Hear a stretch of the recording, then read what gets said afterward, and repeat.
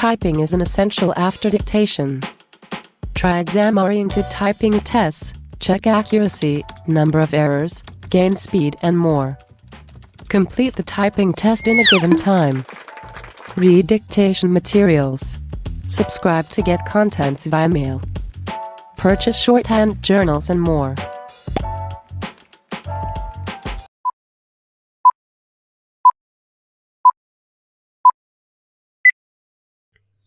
As you, Mr. President, have said in your address, there can be no economic progress in conditions of instability, uncertainty, and insecurity. Any attempt at bringing about a greater measure of economic equality will receive a setback in any such environment and all situations in which law and order breaks down. It is the poorer sections of the society who suffer most than the affluent section. But I would like to draw your attention to one thing. Stability cannot be and should not be equated with the perpetuation of the status quo. Stability cannot be brought about if the present inequalities are allowed to remain or to grow, and unless we take note of the aspirations of the people and engineer change peacefully, we shall be overtaken by events and by far greater violence than you have seen today.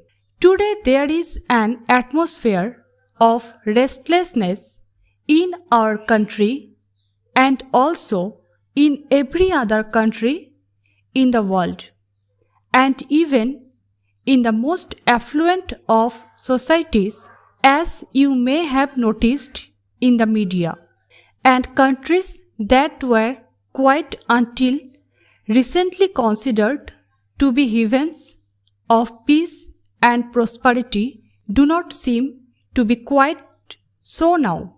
A new generation is coming up into prominence in all the countries whose attitudes and beliefs differ from those of the older generation. In all spheres of life, therefore, whether it be politics or business and industry, we must take note of this new development and refashion our policies and programs so as to respond more readily to the needs of the changing times. Your speech, Mr. President, clubs together the concentration of economic power and political power and considers both to be undesirable. Now, there are adequate safeguards in our political setup against the concentration of political power.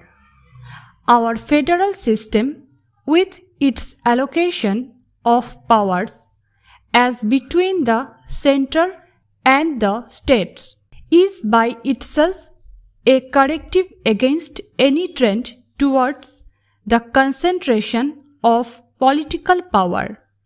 We have now the phenomenon of different political parties holding power in different states, and in the national sphere also we have a powerful opposition subjecting every move of the government to the closest and most critical scrutiny.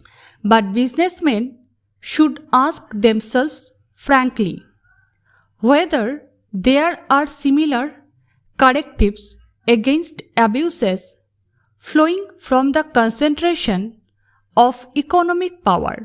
What action has been taken in our country to build up active organizations of shareholders, consumers and small businessmen? In the absence of organizations of this nature exercising a countervailing influence against the concentration of economic power. Government had to step in, whether it is the nationalization of banks or the monopolies legislation, which is now on the anvil. If you have liked the video, hit the like button and consider subscribing.